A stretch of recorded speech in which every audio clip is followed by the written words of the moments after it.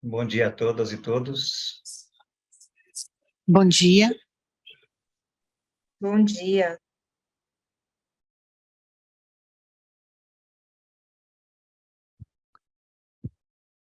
Muito bem, pessoal. Eu vou começando aqui, conversando. A gente está, no dia de hoje, inaugurando também a pós-graduação. Então, o Plínio está na sala aqui do lado. Então, eu vou começar já admitindo o pessoal e vamos falar um pouquinho sobre o que vai ser essa nossa conversa de hoje. Vou esperar uns minutinhos, que tem bastante gente entrando ainda. Bom, a ideia de hoje, né, dando seguimento aí nas reuniões do Núcleo de Cuidados Integrativos, vamos falar um pouquinho sobre a medicina do estilo de vida, né? Meu nome é Rodrigo, eu sou médico aqui da casa, sou médico radiologista do Hospital Sírio-Libanês e também faço parte do Cuidados Integrativos desde 2011. Então, estamos juntos aqui nessa jornada. E a ideia da reunião científica de hoje é trazer um pouquinho sobre a medicina do estilo de vida, que é uma área de atuação que está tomando corpo aí, principalmente nos Estados Unidos, e está chegando ao Brasil, e a gente vai falar um pouquinho sobre isso. Eu vou pedir a gentileza, Anderson, de você deixar as pessoas no mudo, só para evitar de entrar áudios e eventualmente, na gravação aparecer na tela. Vou dar só mais uns minutinhos, que são meio-dia agora, só fazendo um teste de áudio e vídeo, está aqui hoje.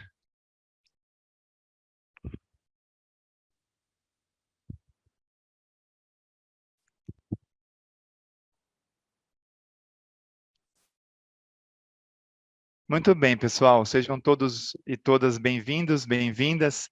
É um prazer estar aqui hoje com vocês, na reunião do Núcleo de Cuidados Integrativos.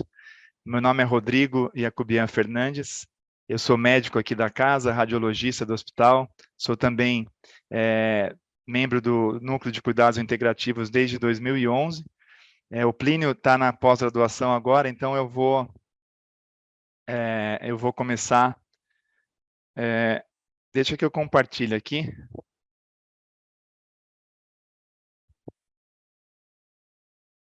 Eu vou começar compartilhando a tela e vou me apresentar. Então, eu trabalho com Kundalini Yoga, então, Núcleo de Cuidados Integrativos, eu faço parte aqui do Kundalini Yoga e Meditação, que é uma área dentro do núcleo, dentro de todas as outras que vocês já conhecem aqui no nosso núcleo, e trabalho também com a medicina do estilo de vida. A minha formação, eu sou formado médico pela USP aqui de São Paulo, fiz a radiologia na mesma instituição, fiz uma residência em radiologia ortopédica, e eu trabalho aqui no Sírio como radiologista na área de ortopedia. Eu vou explicar um pouquinho no decorrer da palestra. E trabalho com Kundalini Yoga há 20 anos, quando eu tive acesso ao Kundalini Yoga, quando eu estava fazendo uma pós-graduação na Universidade da Califórnia de San Diego. A história da medicina do estilo de vida é um pouco mais recente, nesse formato como medicina do estilo de vida, mas na minha vida já vem presente desde criança, que eu vou contar um pouquinho para vocês. Eu imagino que vocês estejam ouvindo e vendo bem, e que vocês estejam vendo também a tela da medicina do estilo de vida, a tela compartilhada aqui para vocês. Caso alguma coisa diferente, por favor, sinalize, pode dar um sinalzinho com a mão. Eu estou vendo aqui a Lígia, a Mariana, vocês estão vendo bem? Ótimo, muito obrigado. Então, vamos dar início à reunião de hoje. De novo, é um prazer e uma honra falar sobre isso. Eu agradeço o convite feito pelo querido Plínio. E a gente vai falar, então, sobre a medicina do estilo de vida, como é que ela está hoje no Brasil e no mundo.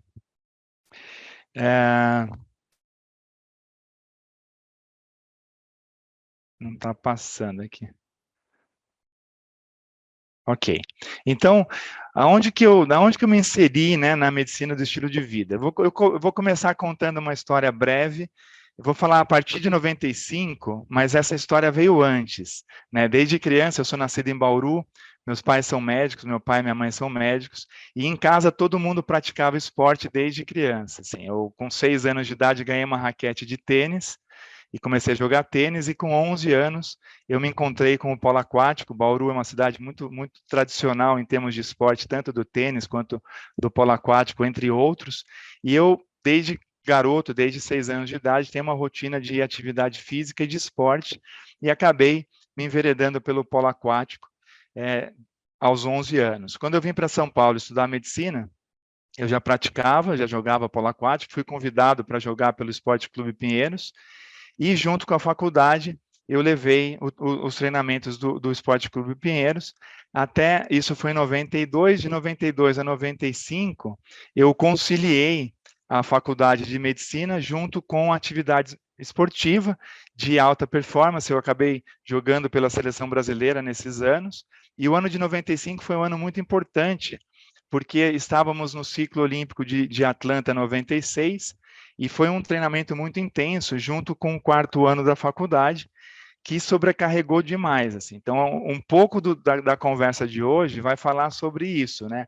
Porque naquela idade, com 20 anos de idade, eu achava que podia tudo, que não precisava dormir, que não precisava descansar, que dava para manter alta performance no estudo, alta performance nos treinamentos e tudo mais. O fato foi que a gente conseguiu naquele ano.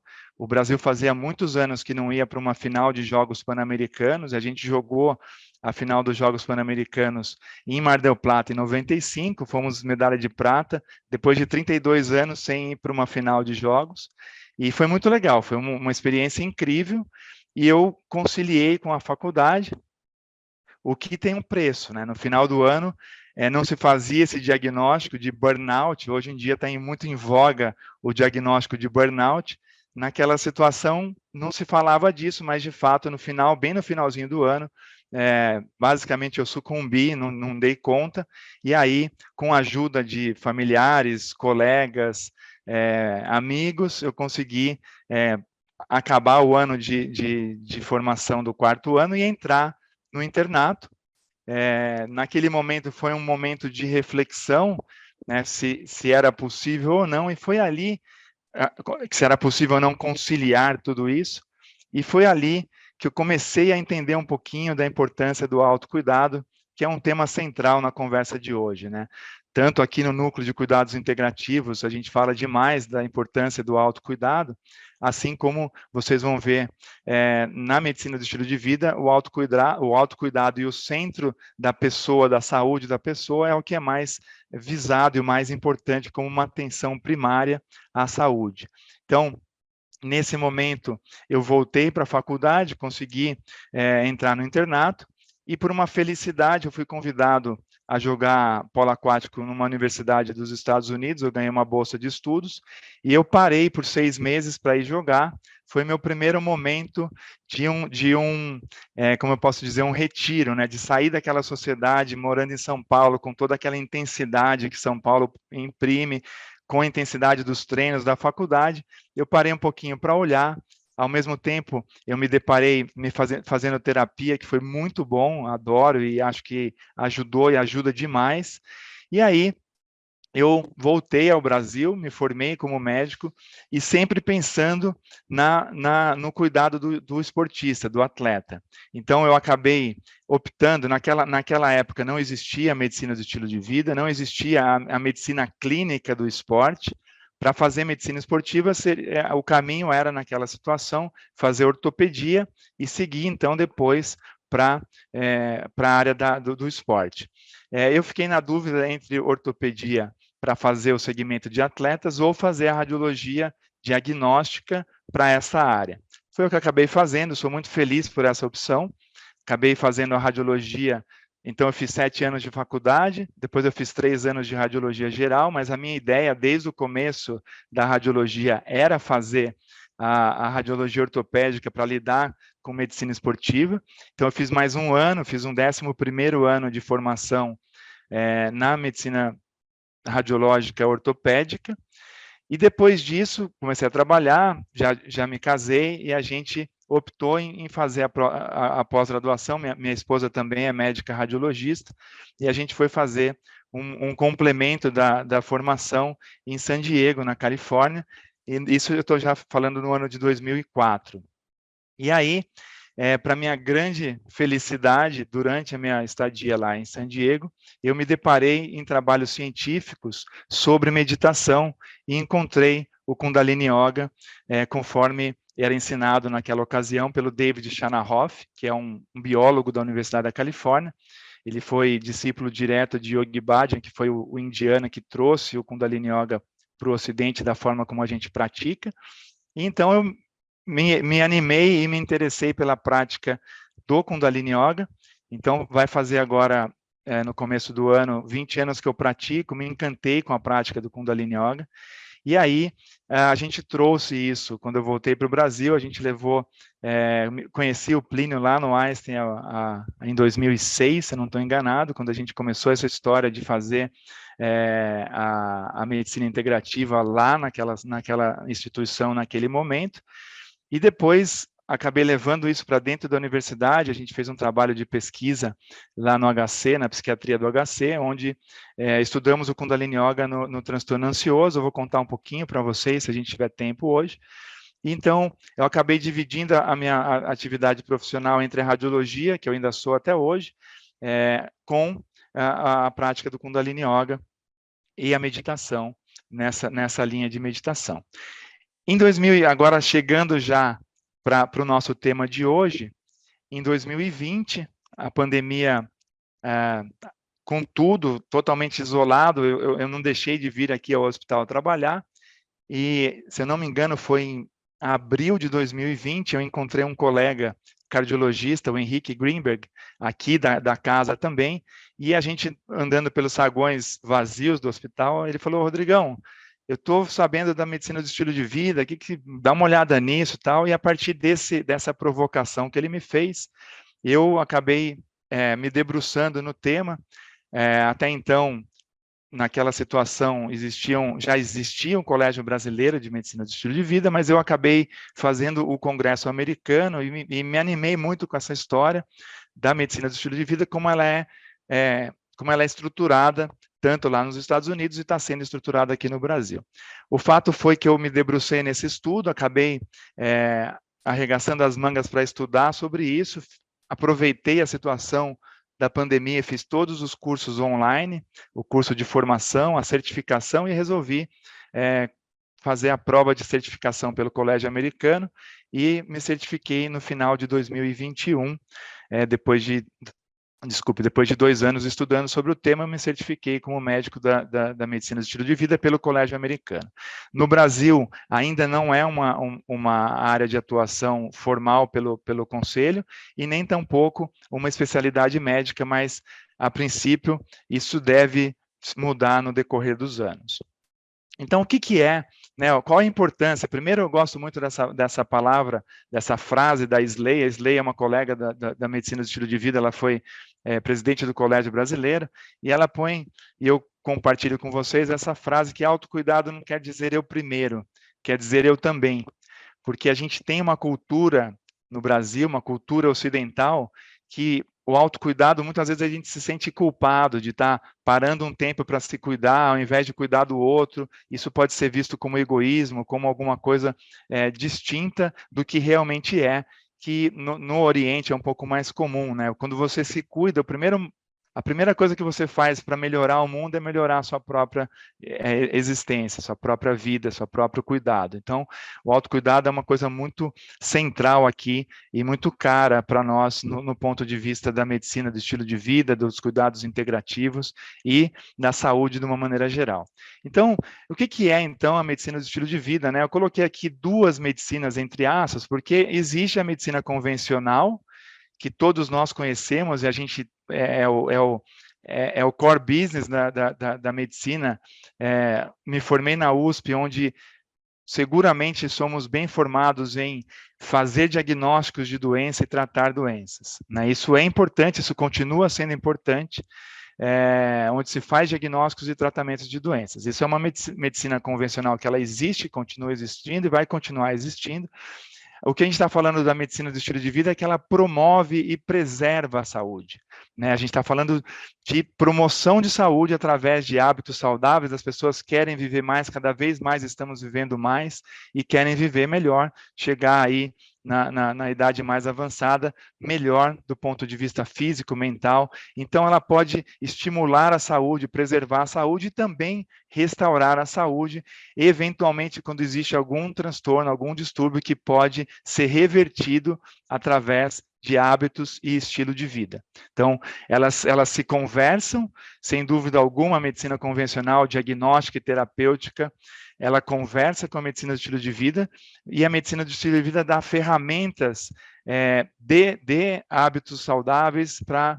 eu vou dizer que, além de prevenir, também pode reverter algumas condições, como a gente vai ver no decorrer da apresentação. Então, ela é baseada em evidências científicas, não tem modismo, não é um dogma, existe muito uma preocupação em manter as evidências muito robustas do ponto de vista dos guidelines, o que é importante, e eu vou dar uma transcorrida sobre isso no dia de hoje.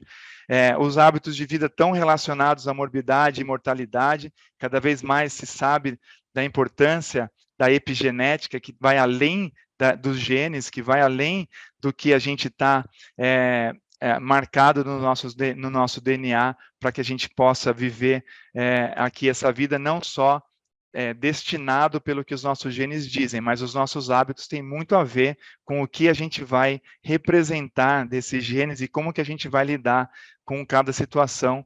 Então, traz muita importância do estilo de vida como prevenção de doenças, promoção de saúde, e a depender de algumas condições clínicas, a intensidade dessa intervenção de hábitos de vida deve ser maior ou menor, a depender da situação de cada um. Então, o indivíduo está no centro, né? O indivíduo está visto como um todo e ele está no centro da história. São intervenções terapêuticas baseadas em evidência com uma modalidade primária. A gente está voltando, está resgatando para aquela história de ter um atendimento primário, fornecido por profissionais treinados e certificados, para que possa ajudar, tratar e até, eventualmente, reverter algumas doenças. E quais são os pilares da medicina do estilo de vida, né? Os pilares da medicina do estilo de vida são alimentação, uma alimentação saudável e equilibrada, atividade física regular, o sono reparador, o sono restaurador, o manejo do estresse, as atividades mente e corpo. Aqui a gente tem muita coisa para conversar, além de controlar as substâncias tóxicas e conexões saudáveis e frutíferas. Então, são os pilares da medicina do estilo de vida, mas eu prefiro desenhá-los assim, porque são todos muito entrelaçados, né? Tanto uma coisa está muito ligada à outra, e o manejo de estresse, né? Embora o termo seja um pouco, ele restringe demais, mas é um termo interessante, ele deveria ser, se não é, o tema central, porque muitas vezes a pessoa não faz atividade física porque está com sobrecarga, está estressado, ou abusa de substâncias como tabaco, álcool e outras porque está estressado, não consegue se alimentar bem porque está estressado, e por aí vai, o sono é ruim e por aí vai. Então, a gente vai dar uma passeadinha, primeiro, qual que é a importância disso no cenário da saúde, e como eu disse no começo, a gente vai falar de saúde, mas eu preciso lembrar qual é a importância disso, inclusive na mortalidade, né? Esse é um trabalho do JAMA. O JAMA é uma revista muito importante na medicina, que mostrou, é um pouquinho antigo, mas infelizmente essas questões são atuais.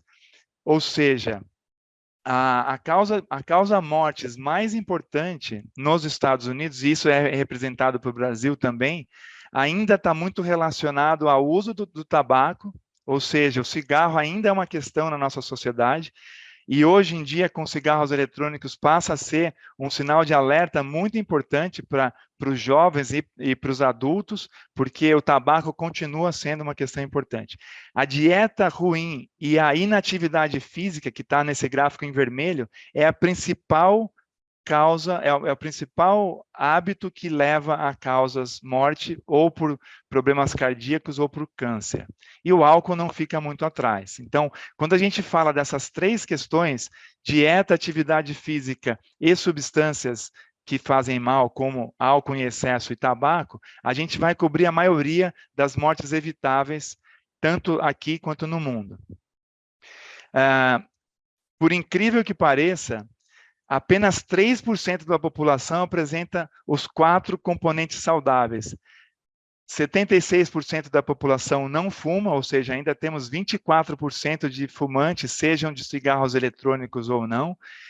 Apenas 40% da população tem um índice de massa corpórea ideal, isso é bem alarmante.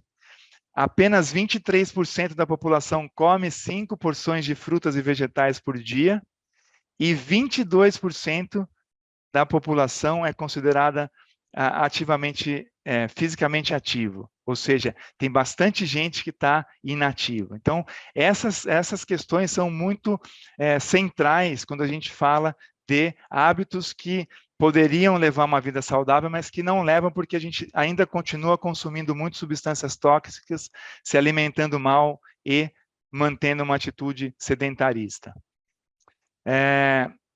Eu vou passar aqui, mas esse cara, que foi o Jim Ornish, ele foi um dos principais motivadores iniciais do estilo de vida. Esse é um trabalho já antigo, de 1990, onde ele estudou quais são e como que o estilo de vida pode reverter uma causa de doenças coronarianas. Foi incrível esse trabalho que ele fez, foi pioneiro e abriu frente para muita gente pesquisar sobre o assunto. Eu não vou me debruçar muito nele, mas só para mostrar, foi um trabalho bastante audacioso, bastante corajoso, eu diria. Ele pegou as pessoas aqui no tempo zero e pegou as pessoas que tinham estenose, tinham redução do calibre da artéria coronária através de exames de imagem de arteriografia.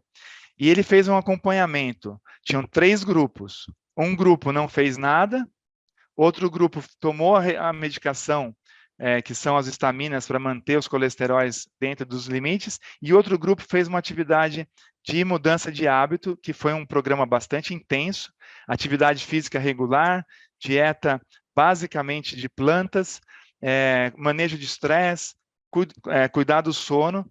E o incrível foi que, depois de um ano, a gente teve aqui, esse é o gráfico de quem entrou no programa do estilo de vida, houve não só estabilidade, como houve uma melhora as pessoas que só fizeram o programa de atividade física e estilo de vida, houve uma melhora na redução do calibre dessas artérias. Enquanto que as pessoas que fizeram o uso da medicação teve uma pequena piora, enquanto que quem não fez nada teve uma piora significativa. Isso foi acompanhado durante 1 ano e depois até 5 anos de seguimento, fazendo anualmente um exame de imagem para ver. Então, ele foi pontapé inicial para essa conversa toda que estamos tendo hoje. Ele escreveu esse livro que recentemente foi traduzido para o português.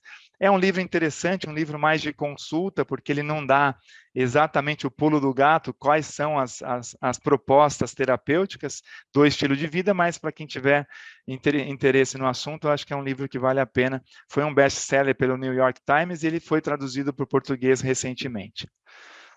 Então, vamos falar um pouquinho dos pilares da medicina do estilo de vida. Como o nosso tempo aqui é curto, eu vou falar de uma maneira bem breve, passando um pouco sobre eles, né? Primeiro, atividade física.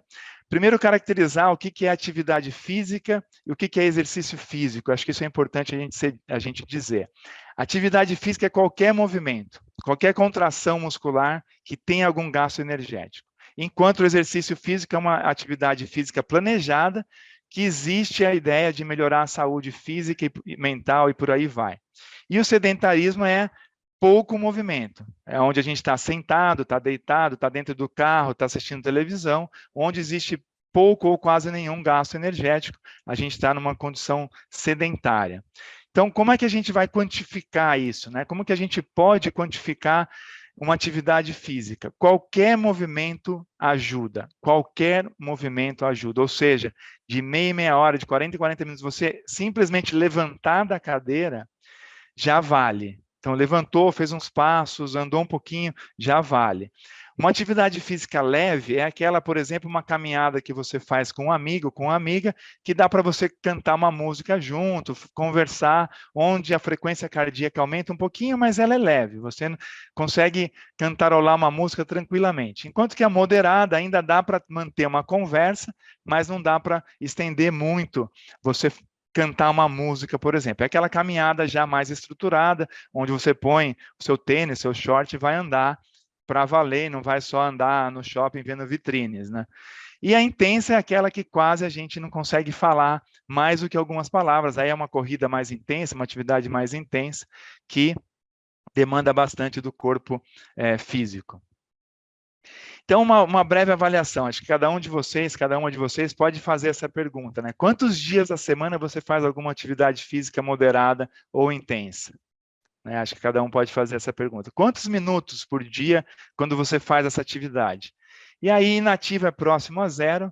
Insuficientemente ativo é aquele que consegue fazer uma atividade moderada de 1 a 50 minutos na semana, e suficientemente ativo é acima de 150 minutos na semana, tá, gente? Não é no dia, é na semana. Então, esses são os guidelines propostos, esses são os padrões propostos pelo Colégio Americano. A atividade física moderada intensa já foi mais do que provado, e esse é um artigo que foi retirado do curso dos Fundamentos de Lifestyle, do curso de Fundamentos da Medicina do Estilo de Vida. Olha que interessante. A gente tem aqui o sedentário. Só de você sair do sedentarismo, no primeiro momento de andar, por exemplo, 5 minutos por dia, você já diminui em 20% o risco de morte relacionado ao sedentarismo. Então, assim, você sair do sedentarismo e andar 5 minutos no dia já muda bastante. Aqui é o padrão que é proposto e sugerido entre 150 e 300 minutos de atividade física moderada na semana, é o modelo ideal da gente ter prevenções em relação ao nosso risco de morte por doenças relacionadas ao estilo de vida. Depois disso, é uma polêmica, às vezes a intensidade demais pode ser danosa, tanto para o corpo físico, quanto até para o manejo da imunidade, etc. Mas entendendo que 150 minutos na semana é ótimo, já vale muito. Então, aqui a gente está falando o que é o padrão sugerido pelo colégio. 150 minutos de atividade física moderada, não precisa ser uma boa caminhada, já é uma atividade física moderada. E também, além disso, 2 vezes por semana, uma atividade de força. Então, eu sei que boa parte das pessoas não gosta de levantar peso, mas é muito importante. Eu, particularmente, não gosto de ir na academia levantar peso, mas eu sei a importância e também, por conta do esporte, eu acabei fazendo isso por várias vezes. E a minha sugestão é, encontrem no dia a dia de vocês coisas que dê prazer, porque não precisa ser chato, embora para muitas pessoas é chato fazer atividade física. A gente pode se engajar num grupo que aí já vai fazer relações com outros pilares da medicina do estilo de vida. Eu, por exemplo, achei um treino que é em grupo, ao ar livre, com atividade física, com peso, que me agrada demais e tem um pessoal junto, ao invés de ir lá sozinho na academia levantar peso. Então, o que é suficiente? Para as crianças e adolescentes, 60 minutos por dia de atividade, seja brincadeira, seja corrida, seja esporte, é sugerido aí 60 minutos por dia. Pessoas acima de 60 a mais, além da atividade física, colocar exercícios de força e de equilíbrio que vão ajudar, inclusive, a redução de queda. Esse é um trabalho que fez uma revisão sistemática. Pessoas acima de 60 que são ativamente, são ativos fisicamente, eles têm 37% a menos de queda. Dessas quedas, 30% a menos de quedas que precisa de cuidado médico. Houve uma redução em 43% de traumas graves e, pasmem, 61% a menos de fraturas para as pessoas que têm uma atividade regular. Então, vale a pena, está mais do que evidenciado o que tem a favor da atividade física. Diminui doenças coronarianas, diminui a pressão arterial, diminui síndromes metabólicas de colesterol alto e por aí vai, diminui o índice de de diabetes adquirido, que é o do tipo 2, diminui câncer de colo e de mama, isso tudo comprovado, tá, gente? A gente não está falando que, ouvi dizer, isso muito bem comprovado. Também reduz depressão e, como eu acabei de falar, o risco de quedas. Melhora a qualidade de física, melhora a qualidade de vida, melhora a saúde óssea, melhora o sono, melhora a cognição, diminui o risco de demência, aumenta a massa corpórea, massa magra e mais saúde funcional. Esse é um artigo que eu vou só citar rapidamente, que fizeram na Covid-19, fizeram um estudo na Inglaterra, onde examinaram 48.440 pacientes com Covid, e para quem era considerado para quem era considerado inativo fisicamente, teve 2,5 vezes maior necessidade de hospitalização, 1,7 vezes mais uso de UTI e 2,5 vezes maior o número de mortes de pessoas que adquiriram a Covid-19 sendo inativa fisicamente. Ou seja, não tem mais como escapar das evidências que a atividade física faz bem. Então, a minha sugestão, movimente-se. Qualquer movimento é válido. Então, por exemplo, às vezes eu vejo as pessoas estão chegando no clube se matando para parar o carro pertinho da catraca. Aí entra na catraca, entra na academia e anda na esteira. Para o carro mais longe, caminha. Se você tem hábito de andar, anda pela cidade. Se você vai de transporte público, para uma estação antes e caminha um pedaço. Anda com o cachorro, acha algum amigo, alguma amiga para andar junto, acha um personal, acha alguma atividade esportiva, enfim, movimentem-se, movimentem-se. Essa é a minha dica final sobre atividade física. Metas factíveis, se você não faz nada, comece andando 5 minutos, coloque 5 minutos 3 vezes por semana, estimula um tempo, um período, isso ajuda a gente a atingir, sair do sedentarismo. Comemora pequenas conquistas. Eu quero correr uma maratona, mas para correr uma maratona você precisa primeiro começar a andar, para depois começar a correr, para depois aumentar a intensidade, fortalecer para que isso seja possível e sempre com disciplina e gentileza. A disciplina é uma grande amiga no autocuidado, não esquecer da gentileza, do autocuidado com autocompaixão e autogentileza. O manejo de estresse, como eu disse para vocês, é fundamental, porque sem ele a gente quase não consegue fazer as outras coisas.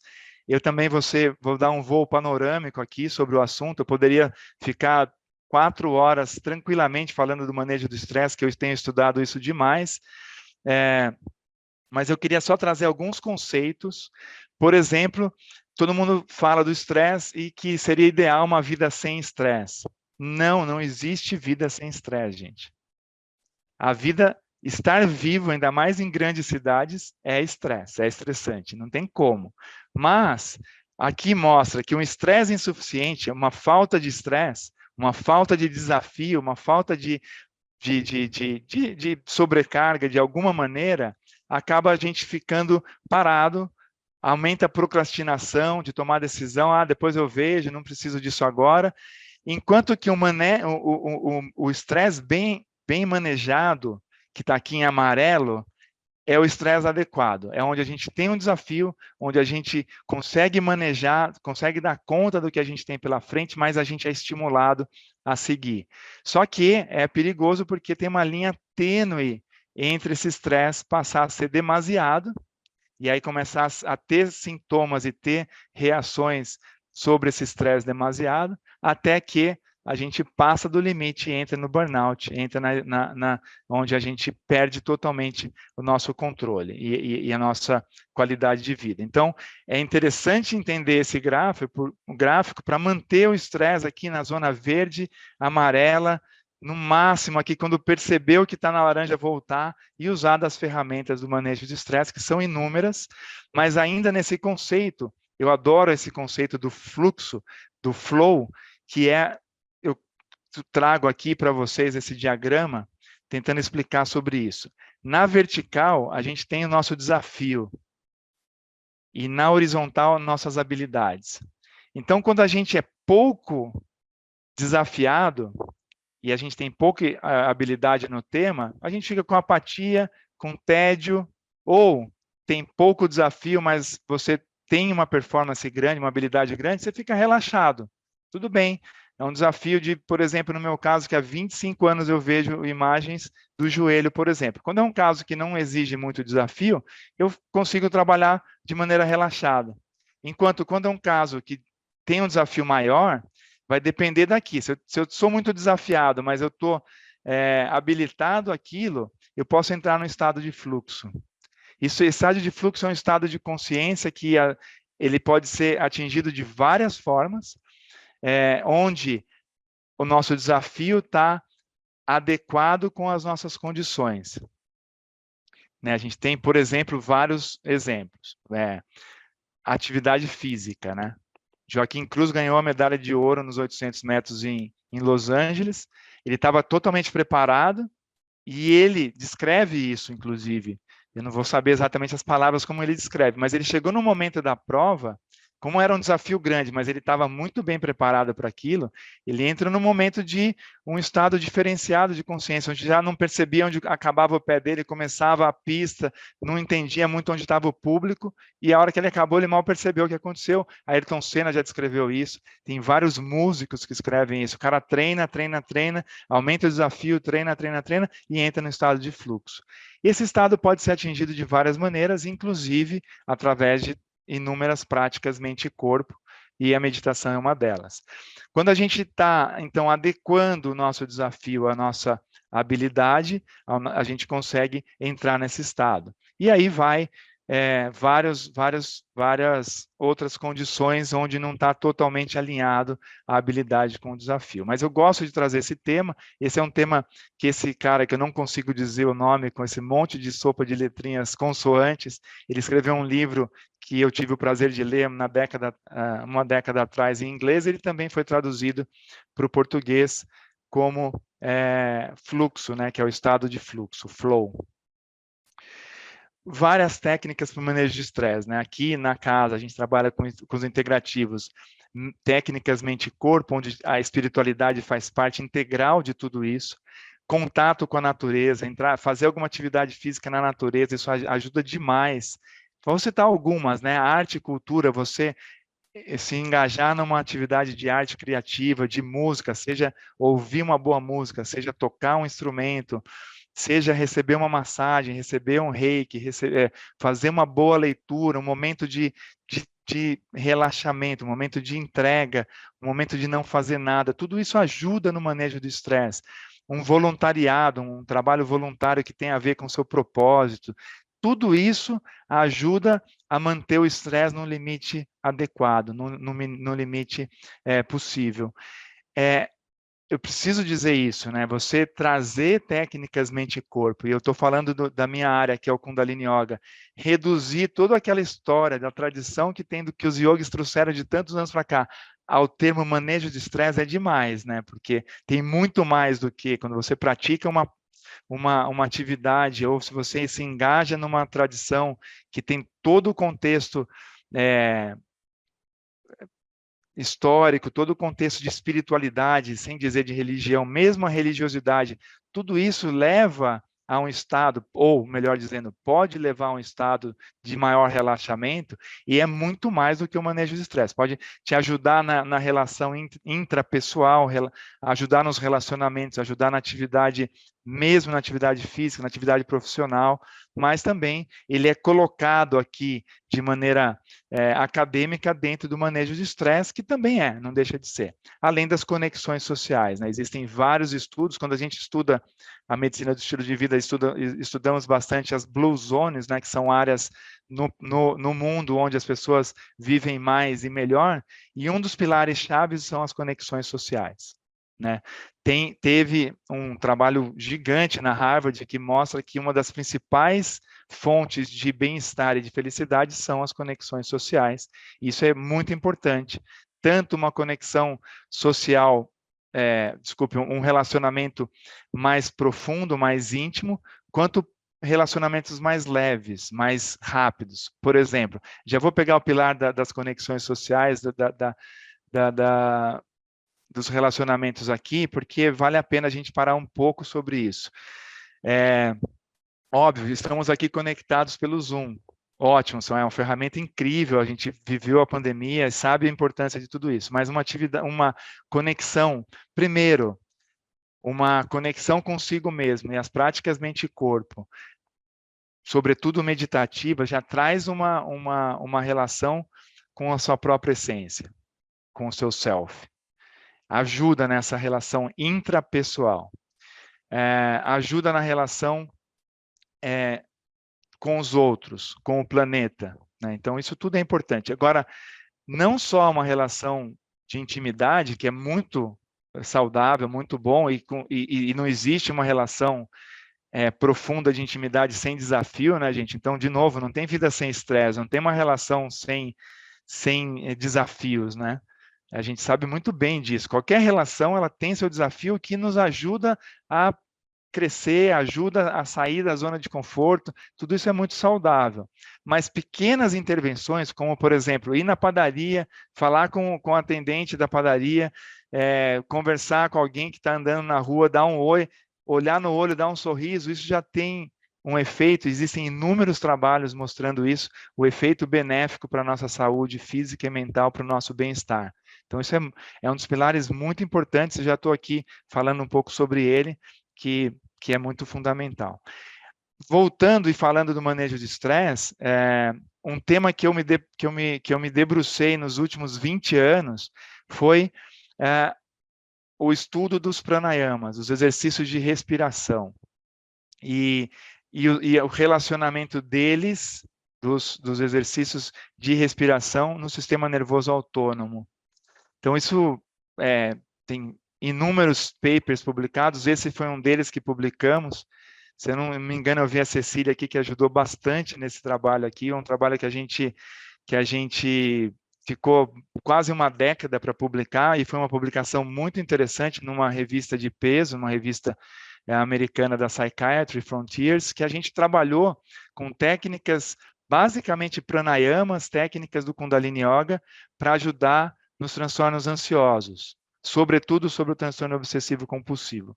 Esse é um artigo que foi super bem publicado, tá muito bem procurado pela comunidade acadêmica. A gente foi coautor aqui, junto com o David, que foi meu professor lá em San Diego, e com vários outros queridos professores lá do IPQ, da USP. Se alguém tiver interesse, vale a pena dar uma olhadinha. É muito específico sobre o tema, mas nos ajudou a entender como que os pranayamas ajudam a manter o estresse mais dentro do limite. Então, assim, nós temos uma máxima no Kundalini Yoga que é: o corpo segue a mente e a mente segue a respiração. Então, a nossa mente não gosta de ser confrontada, mas ela pode ser treinada. E uma das primeiras coisas que a gente pode fazer para ajudar a mente a acalmar, vamos dizer assim, porque meditar não é não pensar em nada, né? As pessoas têm esse conceito que vai meditar não vai pensar em nada, não é bem assim, ou não é nada assim, mas quando a gente traz uma respiração lenta e profunda, estruturada, a gente traz uma resposta de relaxamento, que é contrária à nossa resposta de estresse. Então, os desafios atuais são inúmeros, mas estudos mostram que, além de tudo isso, a gente está vivendo um mundo de muita demanda, muita informação, e o cérebro tem dificuldade de fazer duas coisas ao mesmo tempo. Mesmo vocês, mulheres, que são incríveis e conseguem fazer várias coisas ao mesmo tempo, tem uma formatação para isso, para poder amamentar e tomar conta de outra coisa ao mesmo tempo, entre outras tantas, mesmo vocês têm um gasto muito grande de energia para sair de uma atividade, ir para outra e voltar. Então, geralmente, nós somos melhores e desempenhamos melhores tarefas sequenciais e não ao mesmo tempo. Então, o excesso de informações, privação de sono e o estresse não manejado, tudo isso são os desafios que a gente tem no dia de hoje. Então, uma sugestão simples, além de ter tudo aquilo que a gente acabou de falar, colocar no seu dia momentos de relaxamento, seja ele qual faz mais sentido para você, através de uma prática mente-corpo, através de uma caminhada, através da natureza, mas focar profundamente numa atividade. Muito quando a gente foca, a gente consegue eventualmente levar nossa mente para um estado de fluxo e depois alternar o foco para outra coisa e, de novo, aprofunda naquilo, depois aprofunda naquilo e assim por diante, né? Então, essas são algumas colocações para a gente dizer aqui. A gente tem uns minutos ainda, eu vou estender um pouco mais na conversa e depois a gente abre para perguntas, beleza? Ótimo, obrigado, gente. Vou falar muito rápido sobre alimentação. Imagina, eu tenho aqui mais 10 minutos, não daria nem para começar o tema, mas eu vou ser muito sucinto, porque é um tema extremamente complexo, extremamente controverso, mas eu vou trazer o que não tem de controvérsia. Hoje em dia a gente tem uma má alimentação, principalmente por conta de alimentos processados. Cada vez mais o consumo de gorduras, açúcares e sódio por conta de alimentos processados é maior e cada vez menos a gente se alimenta de alimentos frescos e cada vez menos de vegetais. Esse é um padrão não saudável que parece uma piada, mas infelizmente é verdade. Você vai numa festa infantil, não é raro a gente ver isso sendo oferecido. A gente tem um padrão, muitos adoçados, muita gordura saturada e trans, muito sódio por conta do que eu acabei de falar, de alimentos ultraprocessados e com alta densidade de caloria, ou seja, você come um pedacinho de um adoçado, tem quase nada de nutriente e bastante caloria. O padrão alimentar mudou muito nesses últimos 100 anos. Imagina que o açúcar foi de 4,5 kg para 63,5 kg por ano, por pessoa. Os óleos foi de 1,4 litro, 1,8 para 41, é um absurdo.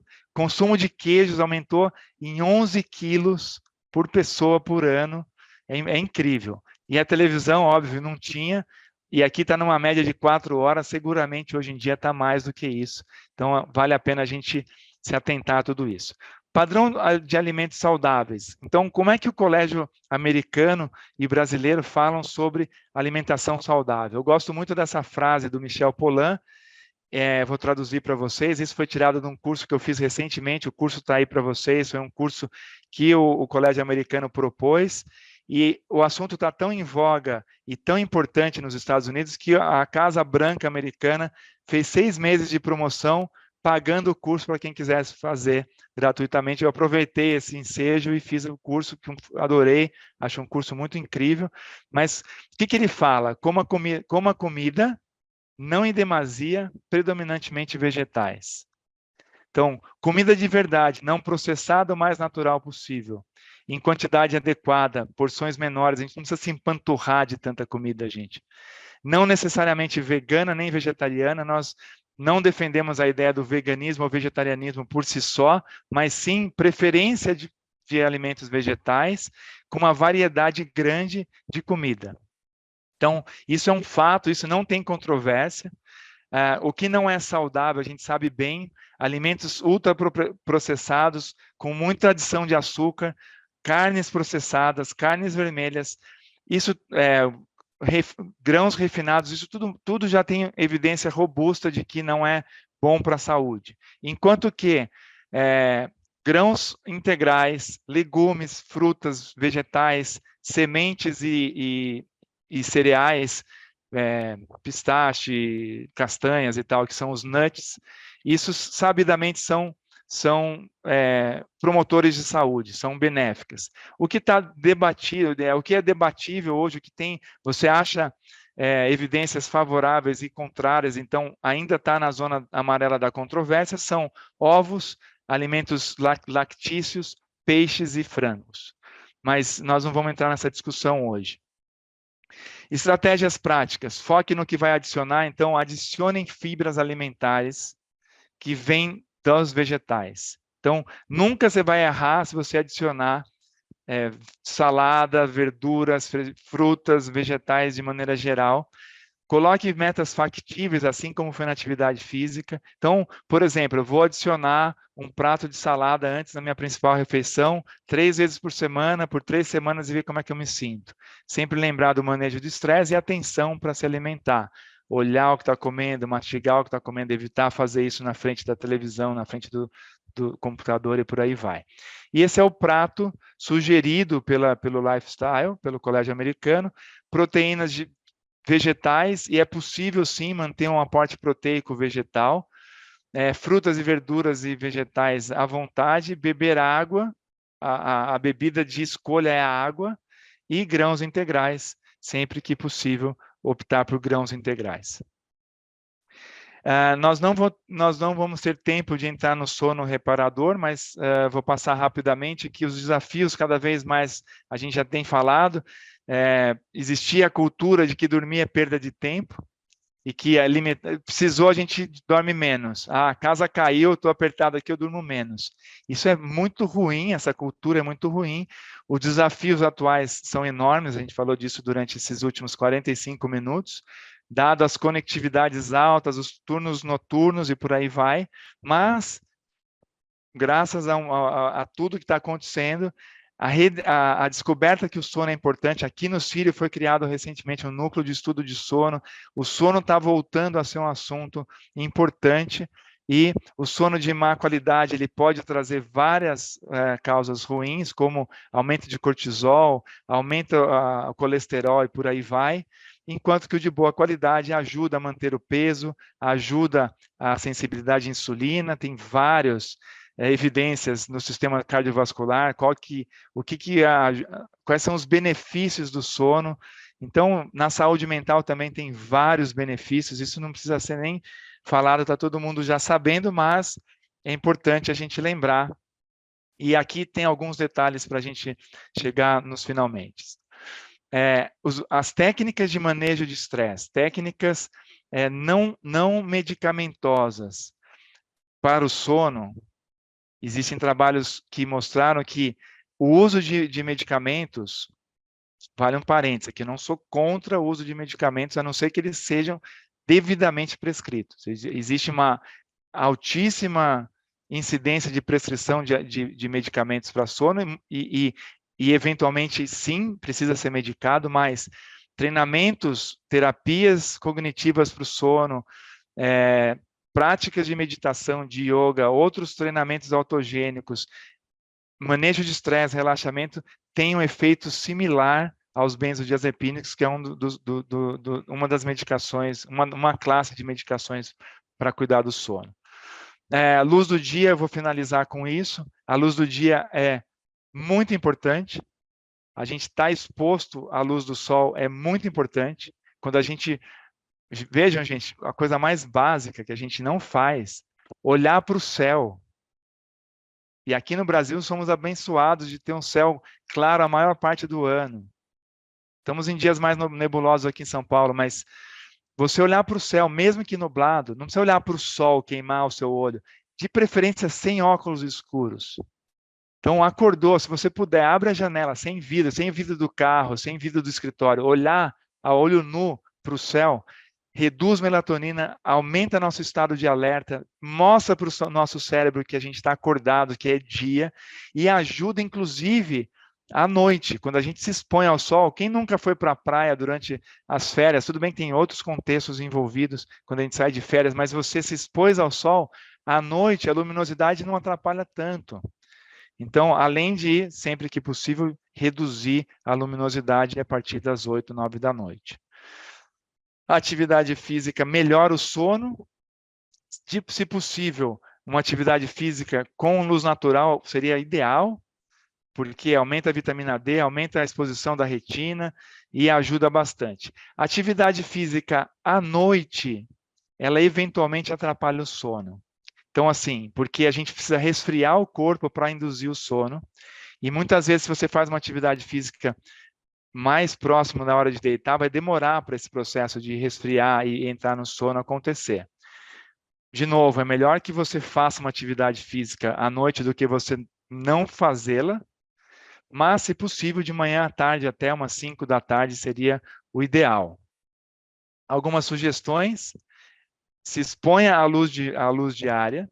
Se você não tiver condições de olhar a luz do céu, acende a luz dentro de casa, para mostrar para o seu cérebro que está de dia.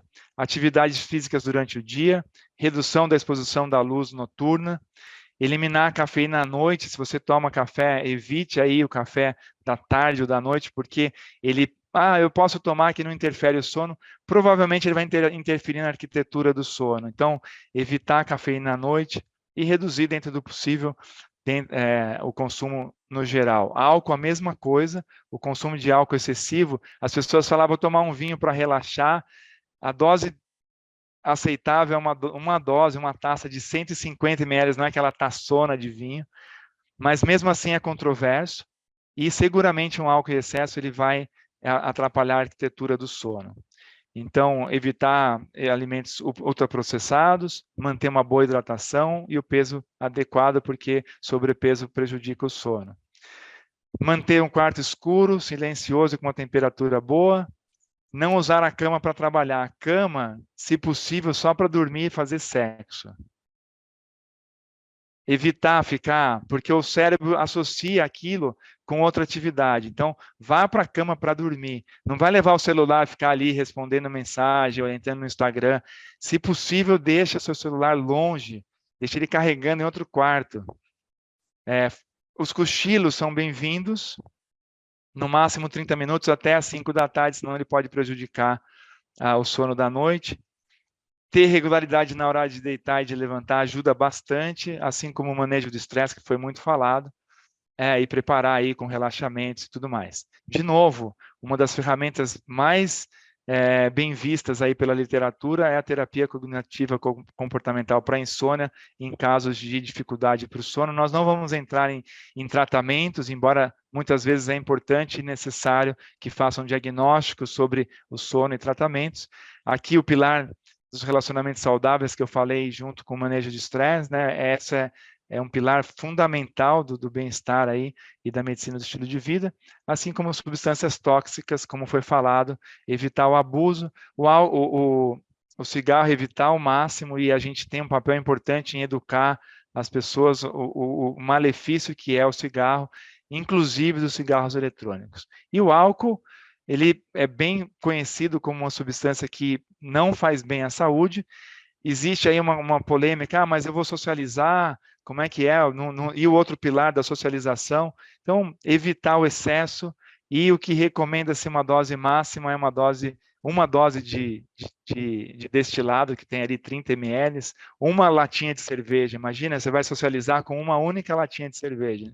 É raro a gente ver isso, né? As pessoas já chegam com aquele packzinho de 6 no mínimo.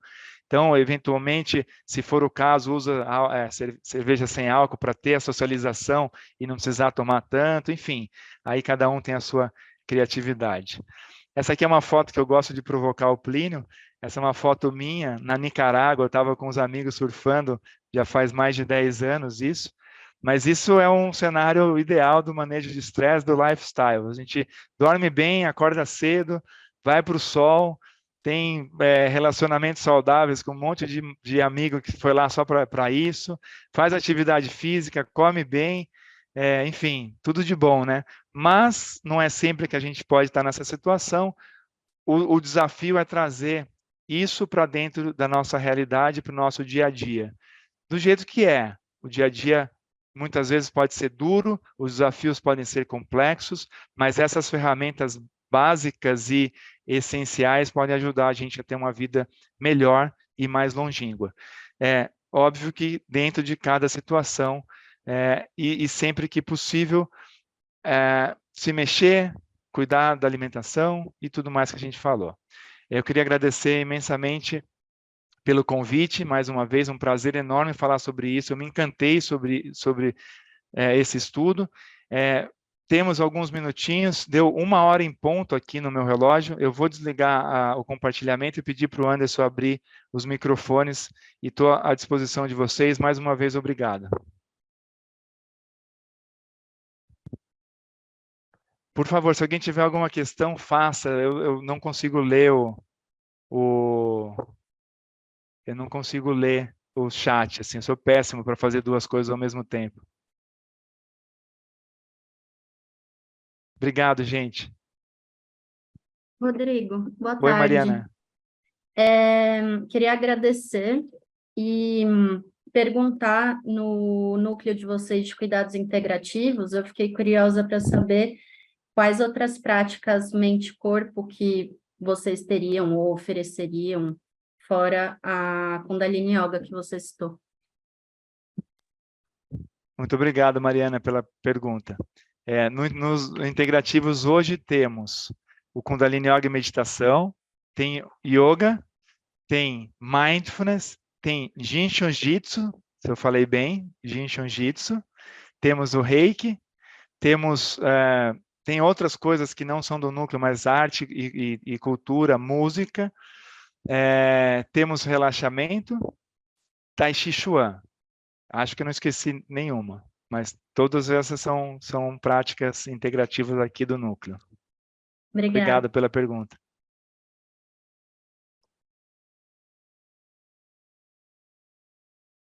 Muito bem, pessoal.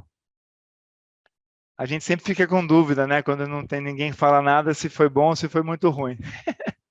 Pode ter sido muito ruim ou muito bom. Não, foi muito bom, viu, Rodrigo? Obrigado. Muito bom, Foi, ó, Rodrigo. excelente. Uma pergunta, Rodrigo. Pois não. A necessidade de fazer, você falou ali, a necessidade de fazer 2 vezes por semana, pelo menos, exercício de peso, né? E isso significa ir para a academia, né? E é uma das coisas mais difíceis que a gente tem é ir para a academia, né? Então, assim, eu faço com meu marido, a gente faz uma atividade que é o Lian Kong, né? Fazemos online, e é uma atividade, bem leve, tá? Mesmo assim, eu com 75 e ele com 80, a gente precisaria estar fazendo uma atividade de peso, levantar peso. Oi, Eliara, obrigado pela pergunta, é uma pergunta muito boa. O guideline, sim, diz, as orientações dizem que é importante, e essa é uma pergunta que é muito frequente. As pessoas, mesmo quem faz Kundalini Yoga ou outra prática de yoga, fala assim, mas já não estou fazendo atividade física. Não exatamente, sim e não, né? Então, é ótimo a sua prática, continue, acho maravilhoso. Eu também não gosto de ir na academia. Então, o que eu achei foi um grupo de atividade física, tem peso, ao ar livre, tem um grupo junto. Então, assim, não necessariamente ir na academia, mas exercícios de força, por exemplo. Força. Levantar na cadeira e sentar na cadeira, faz isso por 10 vezes, é um exercício de força. Eu não quero prescrever nenhum treino, hein, gente? É lógico.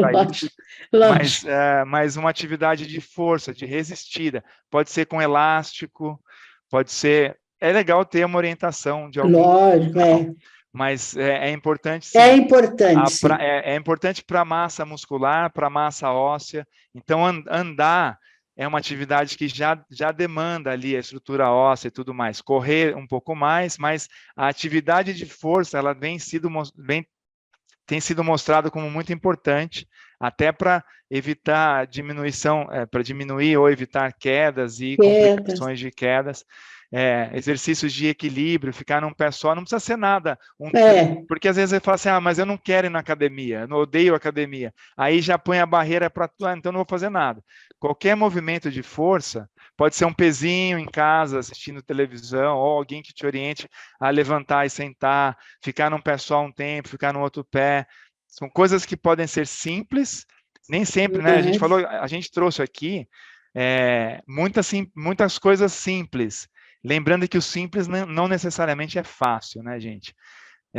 Tudo bem, uma prática simples de meditação, uma prática simples de atividade física, nem sempre isso é fácil, né? Simples não é sinônimo de fácil. Mas eu te sugiro esse tipo de prática, uma vez que falar, tem que ir na academia, não vai, não adianta, não gosto, não vou. Então, achar alternativas, né? E aí seria interessante buscar algum profissional para poder orientar. Mas subir escada é uma atividade que já tem força, né? Não necessariamente ir na academia e levantar um monte de peso, mas força resistida. Obrigado. Muito obrigada, viu? E foi excelente. Obrigada. Rodrigo, excelente também, agradeço aí o conhecimento passado. Eu queria destacar o ponto que você colocou sobre fazer muitas coisas ao mesmo tempo. E como às vezes é difícil, nós nos organizarmos, porque nós somos cobrados por fazer muitas coisas ao mesmo tempo. ou nós nos cobramos em ter que dar conta de tudo ao mesmo tempo, né? A gente costuma, eu gosto muito de um autor, um filósofo, Byung-Chul Han, que diz que vivemos a sociedade do cansaço. Então, ter que dar conta de todas as mensagens, de todos os e-mails, de olhar todas as mídias, de atender a todo mundo, de não faltar com ninguém, e aí eu canso, eu me desmotivo, eu não consigo olhar a prática integrativa com motivação. Eu acho que isso é um exercício para todos nós aqui repensarmos como estamos organizando nossas atividades, como as coisas estão sendo cobradas de nós para que a gente possa ter melhor desempenho, né? Ao pensar aí de uma forma integral no equilíbrio, vida pessoal, familiar e trabalho. Obrigado. Obrigado, Otávio. Maravilha, concordo plenamente, falei sobre isso. E às vezes ferramentas simples, né? Eu sei que isso aqui, né, é um drama na nossa vida. Então, o pessoal lá na sala de laudos, eles já me conhecem aqui. Eu estou trabalhando, eu deixo ele desligado, não totalmente desligado, né? A gente tem família, filho e tudo mais. Mas eu deixo aqui 45 minutos, ele viradinho para baixo, sem vibrar, sem apitar, nada. Deu 45 minutos, ele faz um titi, eu já sei que está na hora de eu levantar, eventualmente se eu precisar ver mensagem eu vejo, mas eu estou focado ali naquele estudo, naquela ressonância, naquele estudo. Nesses 45 minutos, se eu tiver condições, eu dou uma saidinha da sala, vou até o andar de cima, uso o banheiro no outro andar para andar de escada um pouquinho, às vezes eu saio no saguão ali que tem um espacinho para o ar livre, para olhar para o céu, coisa de 2, 3 minutos, não é que eu fico meia hora ali.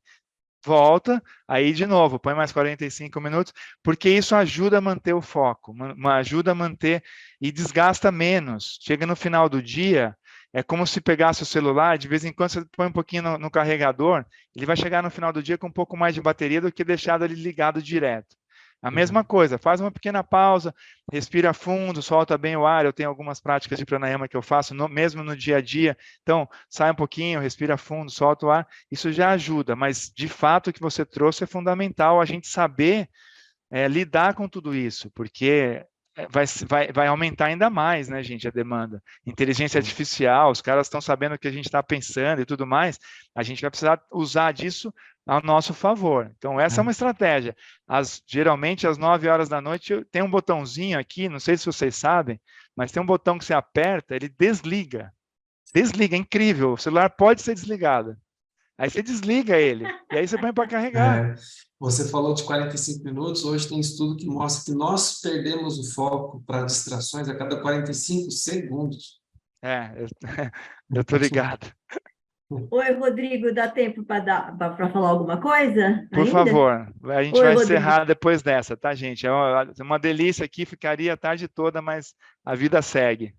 Parabéns pela sua palestra, você é bem breve. Eu sou pneumologista e acupunturista, pratico yoga desde o meu 4º ano de medicina, quando eu estava super estressada para começar a escolher a residência.